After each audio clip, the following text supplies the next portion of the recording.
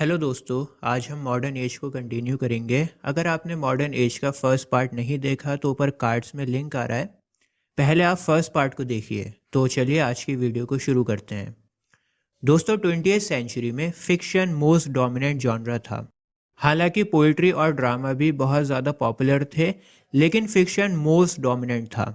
जिस तरह से बाकी जॉनरा में एक्सपेरिमेंट्स हो रहे थे, उसी तरह से फिक्शन में भी बहुत ज़्यादा एक्सपेरिमेंटेशन हो रहा था। तो चलिए कुछ इम्पॉर्टेंट नॉवेलिस्ट की बात करते हैं। सबसे पहले हैं जेम्स जॉयस। बहुत इम्पॉर्टेंट राइटर हैं और इन्हें याद किया जाता है इंग्लिश लैंग्वेज के यूसेज के लिए। इनके वर्क्स आप पढ़ोगे तो आपको पता लगेगा कि कुछ अलग तरह से इन्होंने इंग्लिश लैंग्वेज का यूज़ किया है।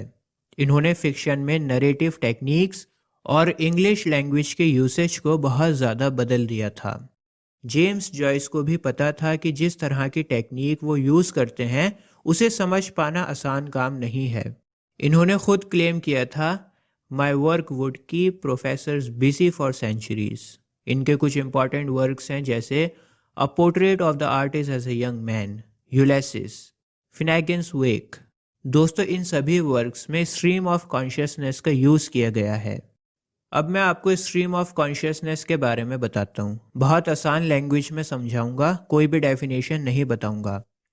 मान लो एक कैरेक्टर है मोहन और एक है सोहन। ये दोनों आपस में बातें कर रहे हैं कि यार कल एग्जाम में पता नहीं क्या आएगा, कौन सा क्वेश्चन आ जाए एग्जाम में। ठीक है, तो ये दोनों एग्जाम से रिलेटेड बातें कर रहे हैं कि कल का पेपर कैसा होगा। लेकिन मोहन का माइंड कहीं और है। मोहन सोच रहा है कि इंडिया और ऑस्ट्रेलिया के मैच में रोहित शर्मा इंजर्ड हो गए हैं और अब मैच में ओपनिंग कौन करेगा। हालांकि मोहन और सोहन आपस में एग्जाम से रिलेटेड बातें कर रहे हैं, लेकिन मोहन का माइंड क्रिकेट मैच की तरफ है। तो जब एक राइटर किसी करेक्टर के माइंड में चल रहे थॉट्स को बताता है, उस टेक्निक को कहा जाता है स्ट्रीम ऑफ कॉन्शियसनेस। ठीक है, स्ट्रीम ऑफ कॉन्शियसनेस की मदद से एक राइटर करेक्टर के माइंड में घुस जाता है और उसके माइंड में जो चल रहा होता है उसके बारे में हमें बताता है कि उसके माइंड में किस तरह के थॉट्स आ रहे हैं। उम्मीद है आपको समझ में आ गया होगा। बहुत आसान लैंग्वेज में आपको समझाने की कोशिश करी है। दोस्तों, मैंने आपको लास्ट वीडियो में बताया था कि बहुत सारे बड़े बड़े राइटर्स को लॉन्च करने के पीछे एजरा पाउंड का हाथ था।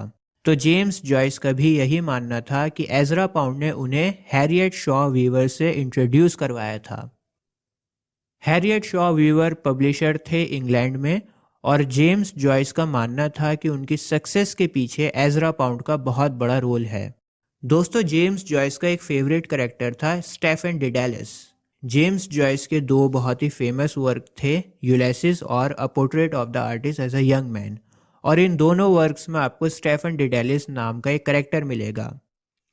स्टेफन डिडेलिस को जेम्स जॉयस ने इस तरह से बनाया था जैसे मानो वो एक मॉडर्न एज का इंसान हो, और मॉडर्निज्म में जो परेशानियां एक आम इंसान को फेस करनी पड़ रही थीं, वही सेम चैलेंजेस, वही सेम परेशानियां स्टेफन डिडेलिस को भी फेस करनी पड़ रही थीं। अब हम बात करते हैं वर्जीनिया वुल्फ की। ये भी बहुत इंपॉर्टेंट राइटर हैं और इन्होंने भी स्ट्रीम ऑफ कॉन्शियसनेस को बहुत ज़्यादा डेवलप किया है। Stream of consciousness Virginia Woolf और जेम्स जॉयस, इन दोनों की वजह से ही इतना ज़्यादा पॉपुलर हुआ था। वर्जीनिया वुल्फ एक फेमिनिस्ट राइटर थी। इनके दो मोस्ट इंपॉर्टेंट वर्क हैं, मिसेस डैलोवे और टू द लाइट हाउस। दोनों वर्क्स में स्ट्रीम ऑफ कॉन्शियसनेस टेक्निक का यूज़ हुआ है। इनका एक बहुत इंपॉर्टेंट वर्क था अ रूम ऑफ वंस ओन। ये एक फेमिनिस्ट वर्क है और इसमें बताया गया है कि कैसे एक विमेन राइटर को चैलेंजेस फेस करने पड़ते हैं। इस वर्क में बताया गया है कि एक मेल राइटर को तो कोई चैलेंज फेस नहीं करना पड़ता, लेकिन अगर कोई फीमेल राइटर बनना चाहे तो फिर उसके सामने 1000 चैलेंजेस हैं। अ रूम ऑफ वंस ओन को मैंने बहुत ही आसान लैंग्वेज में आपको समझा रखा है। ऊपर कार्ड्स में वीडियो डालने की कोशिश करूंगा, आप लोग ज़रूर देख लेना, बहुत काम की वीडियो है। एक और इम्पॉर्टेंट राइटर हैं रुडयार्ड किपलिंग। रुडयार्ड किपलिंग हालांकि इंग्लिश ऑथर हैं, लेकिन इनका जन्म इंडिया में हुआ था और इसी वजह से इनकी राइटिंग्स इंडिया से इंस्पायर्ड हैं। इनके वर्क्स में आपको एंग्लो इंडियंस मिलेंगे। एंग्लो इंडियंस मतलब जिसमें फादर या मदर में से कोई एक इंडिया का हो और एक इंग्लैंड का हो। तो रुडयार्ड किपलिंग का बहुत ही फेमस वर्क है जंगल बुक। हम सब ने बचपन में मोगली तो देखा होगा। जंगल जंगल बात चली है, पता चला है, चड्डी पहन के फूल खिला है। तो इसी तरह इनका एक वर्क और था किम। किम भी बहुत फेमस हुआ था। रुडयार्ड किपलिंग की तरह ही एक और राइटर थे, E M Forster. E M Forster हालांकि इंग्लिश थे, लेकिन इन्होंने इंडिया में काफ़ी टाइम स्पेंड किया था और इंडियन कल्चर को बहुत अच्छे से समझा था। और क्योंकि ई एम फॉस्टर इंडिया में रहे थे, इंडिया में रहकर इन्होंने राइटिंग करी थी, इसलिए इन्होंने इंडियन फिक्शनल इंग्लिश की फाउंडेशन में बहुत बड़ा रोल प्ले किया है। इनका बेस्ट वर्क है अ पैसेज टू इंडिया। इस वर्क में आपको पॉलिटिक्स और ह्यूमैनिज्म दोनों मिलेगा।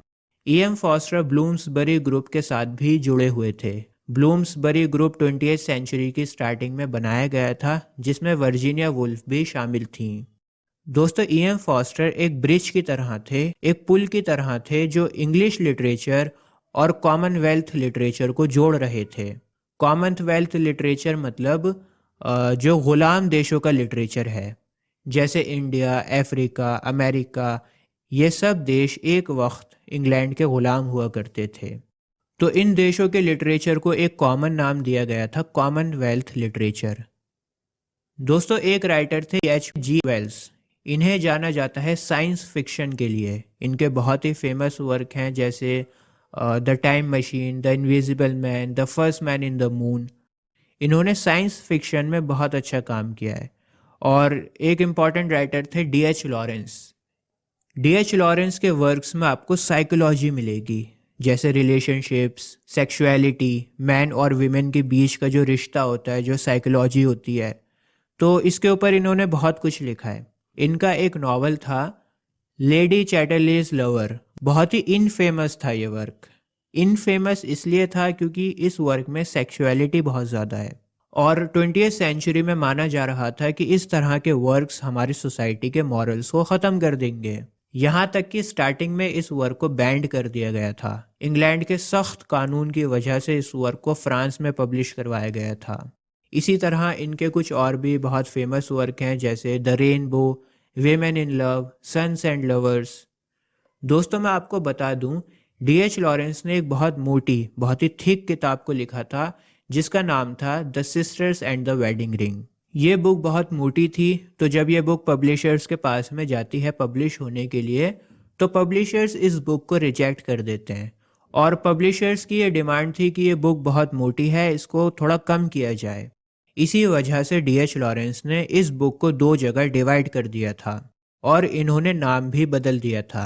द सिस्टर्स का नाम इन्होंने रखा था द रेनबो, और जो बचा हुआ पार्ट था द वेडिंग, उसे सीक्वल बना दिया था द रेनबो का, और सेकंड पार्ट का नाम इन्होंने बदल कर रखा था विमेन इन लव। ठीक है, एक बुक थी बहुत मोटी जिसका नाम था the sisters and the wedding ring.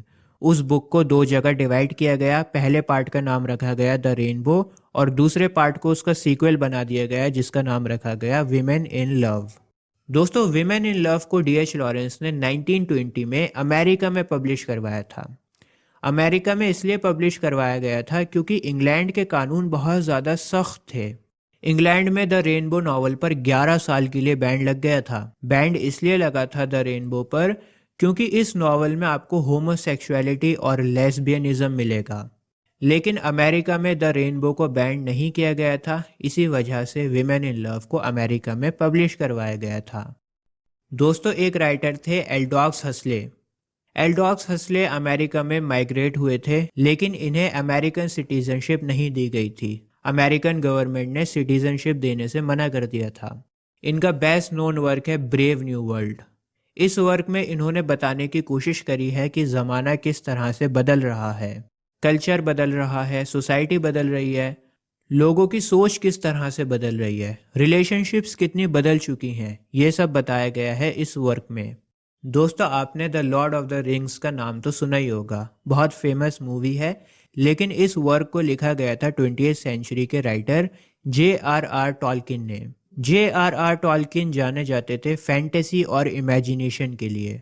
आपने अभी तक नोट किया होगा कि हर राइटर कुछ अलग लिखने की कोशिश कर रहा है। हर किसी के वर्क्स यूनिक हैं। जैसे अगर आप शेक्सपियर के ज़माने में जाओगे तो वहाँ पर ऑलमोस्ट सभी ड्रामा आपको एक जैसे लगेंगे।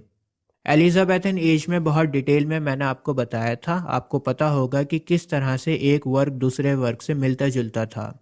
लेकिन मॉडर्न एज की यही खास बात थी। मॉडर्न एज एक दौर था, लेकिन इसके जो राइटर थे ना, उन सभी का टेस्ट अलग अलग था। अब आप J.R.R. टॉलकिन को ही देख लो। मॉडर्न ज़माने में इन्हें ग्रीक मैथोलॉजी में इंटरेस्ट था, इन्हें बाइबल में इंटरेस्ट था, ओल्ड इंग्लिश से बहुत ज़्यादा इन्फ्लुएंस हुए थे ये। The Lord of the rings नाम से ही एक मिलता जुलता वर्क है the Lord of the flies. दोस्तों नाम को याद रखना, कोई ज़्यादा फर्क नहीं है, तो आप यहाँ पर कंफ्यूज हो सकते हो। लेकिन the Lord of the flies को लिखा था विलियम गोल्डिंग ने। विलियम गोल्डिंग इस वर्क को पब्लिश करने से पहले कई बार रिजेक्ट हुए थे, लेकिन फाइनली जब इन्होंने the Lord of the flies को पब्लिश किया था तो ये वर्क बहुत बड़ी सक्सेस हुई थी और बहुत पॉपुलर हो गया था।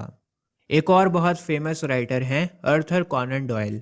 आपने शेरलॉक होम्स का नाम तो सुना ही होगा। शेरलॉक होम्स को इन्होंने ही बनाया था। इनकी एक ख़ास बात थी, ये कैरेक्टर से ज़्यादा प्लॉट पर ध्यान देते थे। इनका प्लॉट ज़बरदस्त ट्विस्ट और थ्रिलर से भरा हुआ होता था। कैथरीन मैन्सफील्ड ये पॉपुलर थी शॉर्ट स्टोरीज लिखने के लिए, और इनके वर्क्स में आपको जेंडर रिलेशंस मिलेंगे। दोस्तों एक राइटर थे Radclyffe Hall. He was the first major homosexual writer. मैं आपको बता दूं, इनके वर्क्स को नेशन के लिए डेंजरस कहा गया था, डेंजरस कंसिडर किया गया था इनके वर्क्स को नेशन के लिए। और इनकी बेहुदा राइटिंग्स की वजह से इनके ऊपर ट्रायल भी चलाया गया था। एक बहुत इंपॉर्टेंट राइटर हैं जॉर्ज ऑरवेल। इनके वर्क्स में आपको पॉलिटिकल एलिग्रीज और सोशलिस्ट सिंपथीज मिलेंगी। इनके बहुत इंपॉर्टेंट वर्क हैं 1984 और एनिमल फार्म। दोनों ही वर्क्स में पॉलिटिक्स है और दोनों ही वर्क्स एंटी कम्युनिस्ट हैं, कम्युनिज्म के खिलाफ बात की गई है। दोस्तों हालांकि 20वीं सेंचुरी में फिक्शन बहुत पॉपुलर था, लेकिन फिर भी ड्रामा लिखा जा रहा था। ड्रामा में आयरिश प्लेराइट्स ने अच्छा काम किया है और बहुत सारे आयरिश प्लेस को ट्रांसलेट भी किया गया था। एक ड्रामेटिस्ट थे G.B. Shaw, George Bernard Shaw. ये बहुत इन्फ्लुएंस हुए थे हेनरिक इब्सन से। हेनरिक इब्सन बहुत बड़े आयरिश प्लेराइट थे, आयरलैंड के थे ये। हेनरिक इब्सन का बहुत ही फेमस ड्रामा था घोस्ट, और घोस्ट को परफॉर्म किया गया था लंदन की स्टेजेस के ऊपर। G.B. शॉ का इंपॉर्टेंट ड्रामा है Pygmalion, man and superman, arms and the man, Saint Joan, Candida. Almost सभी वर्क्स के ऊपर मैंने सेपरेट वीडियोस बना रखी हैं। और इसके अलावा नॉन फिक्शन में भी अच्छा काम हुआ था। नॉन फिक्शन मतलब लिटरेरी क्रिटिसिज्म। लिटरेरी क्रिटिसिज्म में T.S. एलियट और एजरा पाउंड ने सबसे बढ़िया काम किया है। कुछ नाम आपकी स्क्रीन पर हैं। A.C. ब्रैडले, इन्होंने शेक्सपियर के कैरेक्टर्स पर बहुत ज़्यादा जोर दिया है और इन्होंने शेक्सपियर के वर्क्स को बहुत ज़्यादा अटेंशन भी दी है। L.C. नाइट, इन्होंने एक ऐसे लिखा था how many children had lady मैकबथ। Edmund Gosse, इन्होंने मेटाफिजिकल पोइट्री में दोबारा से इंटरेस्ट जिंदा करने की कोशिश करी थी। और जॉन डन के बारे में लिखा था। जॉन डन मेटाफिजिकल पोएट्स के लीडर थे। I.A. रिचर्ड्स बहुत इंपॉर्टेंट नाम है लिटरेरी क्रिटिसिज्म में। दोस्तों इस दौर में एक न्यू फॉर्म ऑफ क्रिटिसिज्म निकल कर आया था जिसे कहा जाता है न्यू क्रिटिसिज्म। न्यू क्रिटिसिज्म मतलब नए तरह का क्रिटिसिज्म। न्यू लग गया मतलब नया, कुछ ऐसा जो पहले कभी नहीं हुआ हो। क्रिटिसाइज करने की एक न्यू टेक्निक। और वो टेक्निक क्या थी? वो टेक्निक ये थी, न्यू क्रिटिसिज्म में ये कहा गया था कि जब आप किसी वर्क को क्रिटिसाइज कर रहे हो तो पहले आप उसे बहुत अच्छे से पढ़ो। जब आप ध्यान से उस वर्क को एनालाइज करोगे तो आपको पता लगेगा कि वो वर्क सेल्फ कंटेन्ड है। आसान लैंग्वेज में आपको समझाता हूँ। न्यू क्रिटिसिज्म में कहा गया था हमें कुछ भी एक्सटर्नल नहीं चाहिए, हमें कोई लेना देना नहीं है राइटर से, हमें कोई लेना देना नहीं है कि वो वर्क कहाँ पर लिखा गया था, हमें कोई लेना देना नहीं है रीडर्स के रिस्पॉन्स से। हमें तो सिर्फ टेक्स्ट के ऊपर कॉन्सेंट्रेट करना है। जैसे फॉर एग्जांपल मान लो मैं बहुत ही बुरा राइटर हूँ, लेकिन इत्तेफाक से मैंने बहुत अच्छा वर्क लिख दिया और आप हो क्रिटिक, तो आप जब मेरा नाम देखोगे उसके ऊपर लिखा हुआ तो आपको लगेगा कि यार ये तो बहुत ही बेकार राइटर है, तो ये वाला वर्क भी इसने बेकार ही लिखा होगा। तो न्यू क्रिटिसिज्म में इस तरह की चीज़ों को मना किया गया था। न्यू क्रिटिसिज्म में कहा गया था कि आप राइटर को रखो साइड में, चाहे राइटर कोई भी हो, आपको उस वर्क के ऊपर कॉन्सेंट्रेट करना है। और इसी तरह आपको ये भी नहीं देखना कि ये वर्क कहाँ पर लिखा गया है, हमें सिर्फ टेक्स्ट के ऊपर कॉन्सेंट्रेट करना है। उम्मीद है आपको समझ में आ गया होगा। न्यू क्रिटिसिज्म में बहुत अच्छा काम किया है आई.ए. रिचर्ड्स ने, क्लैंथ ब्रुक्स ने, विलियम विमसेट ने, मॉनरो बेट्सले ने। दोस्तों, लिटरेरी क्रिटिसिज्म में टी.एस. एलियट के 3 बहुत इंपॉर्टेंट वर्क हैं: the metaphysical poets, essay on Hamlet, traditional and individual talent. और ये सभी वर्क्स हमारे चैनल के ऊपर अपलोडेड हैं। आपको सिर्फ सर्च करना है यूट्यूब के ऊपर और हमारा नाम लिख देना आगे, इंग्लिश फॉर ऑल, तो आपको वीडियो मिल जाएगी। बहरहाल ऑब्जेक्टिव कोरिलेटिव बहुत इंपॉर्टेंट है। ऑब्जेक्टिव कोरिलेटिव के बारे में मैंने लास्ट वीडियो में आपको बहुत अच्छे से बता दिया था। तो दोस्तों, हिस्ट्री ऑफ इंग्लिश लिटरेचर में अब सिर्फ पोस्ट मॉडर्न एज बची है। पोस्ट मॉडर्न एज के बाद हमारा कोर्स ख़त्म हो जाएगा। मैंने बहुत टाइम लगा दिया कोर्स को ख़त्म करने के लिए, उसके लिए आप सभी से माफ़ी मांगता हूँ। एक्चुअली टाइम की बहुत प्रॉब्लम होती है, टाइम नहीं मिल पाता। बहरहाल पोस्ट मॉडर्न एज में 1 या 2 दिन में अपलोड कर दूंगा। आज के लिए बस इतना ही। जय हिंद।